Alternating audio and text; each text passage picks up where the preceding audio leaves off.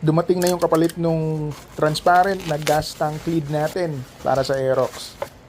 Galing siya sa ibang bansa and kitang-kita mo yung difference niya mula dun sa una kong nabasag.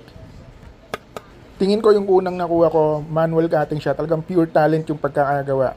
Tsaka posible rin kasing iilan pa lang silang gumagawa nun. Pero ngayon yung sa nakuha ko, machine na siya. Tapos hindi lang siya flat. Meron siyang mga flap na parang nagpoprotekta lalo dun sa gas tank mo. Kung manggagaling kayo sa stock, make sure na itatabi nyo to kasi ililipat nyo to dito sa bago. In my case, nilinis ko muna siya tapos nirepaint. Kailangan mong tanggalin to para maikabit yung bago. Malambot lang siya, i-align mo lang siya dyan sa loob. Medyo tricky din pero pagka na-shoot mo yan, dire-diretso na. Check natin ngayon yung clearance and yun, swak na swak siya.